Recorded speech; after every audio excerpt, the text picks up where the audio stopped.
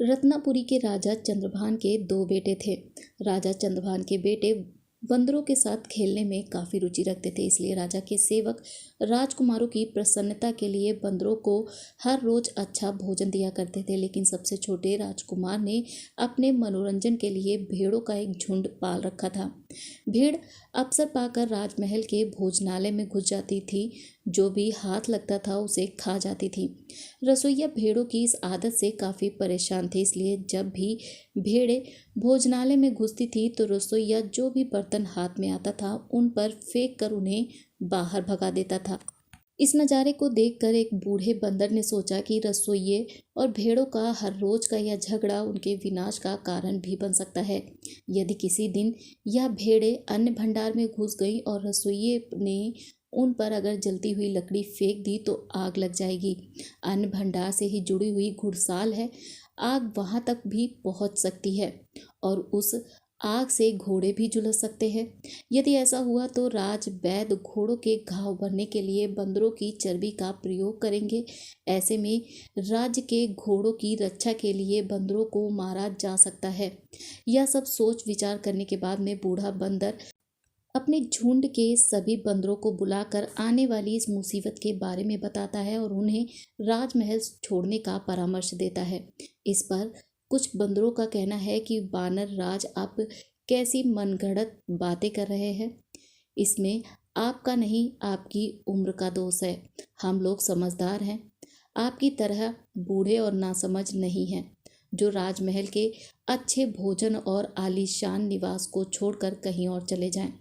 बूढ़ा बंदर कई तरह से उन्हें समझाने का प्रयास करता है, लेकिन उनका कोई भी साथी उसकी बात मानने को तैयार नहीं होता है।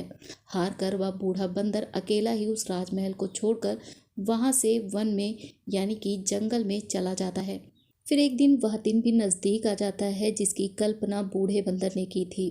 भेड़ें अवसर पाकर अन्न के भंडार में जा घुसती है और रसोइया द्वारा उन पर फेंकी हुई जलती लकड़ियों से अन्न भंडार में धू धू कर आग जल उठती है और वह आग घुड़साल तक भी पहुंच जाती है, जिससे काफ़ी घोड़े झुलस जाते हैं। वैद्य को बुलाया जाता है। वैद्य घोड़ों के उपचार के लिए वानरों की चर्बी का ही उपचार उपयुक्त बताते हैं। सभी को बूढ़े बंदर की बातें याद आ जाती हैं। वे एकजुट होकर जंगल की तरफ भाग जाते हैं। सभी बंदर बूढ़े बंदर से माफ़ी मांगते हैं और कहते हैं कि हमें सदा अपने बड़ों की बातें समय रहते मान लेनी चाहिए, वरना हम मुसीबत में पड़ सकते हैं।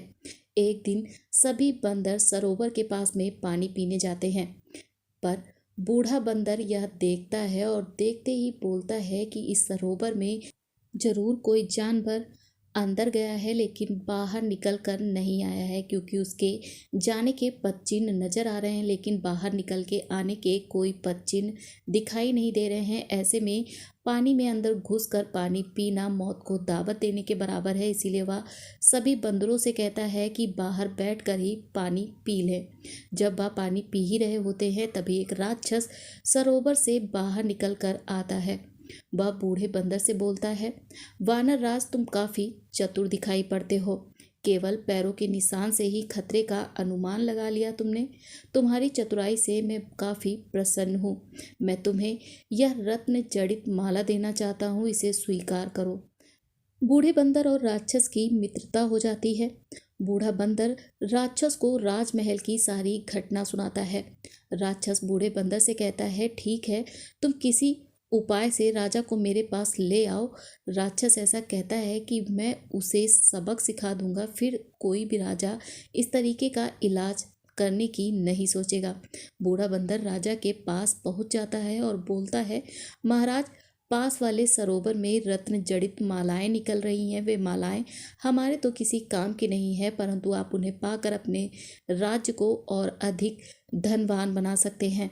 बंदर की यह बात सुनकर सर्व संपन्न और धनवान राजा की बुद्धि भी भ्रमित हो जाती है और वह बूढ़े बंदर के साथ में सरोवर के पास आकर रुक जाते हैं। बूढ़ा बंदर राजा से बोलते हैं कि राजन, यह वही सरोवर है। राजा लालच भरी आंखों से सरोवर में देखते हुए उसमें जाने की इच्छा प्रकट करते हैं। उसके बाद में राजा सरोवर में चले जाते हैं। तभी राक्षस आकर राजा को डुबोने लगता है।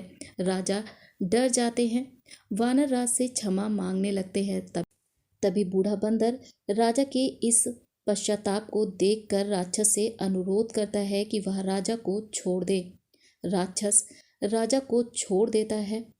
राजा सभी बंदरों से वापस रत्नापुरी आने का भी अनुरोध करता है। राजा की यह बात सभी बंदर मान लेते हैं और वापस रत्नापुरी जाकर रहने लगते हैं। तो दोस्तों, आज की ये कहानी बस इतनी ही।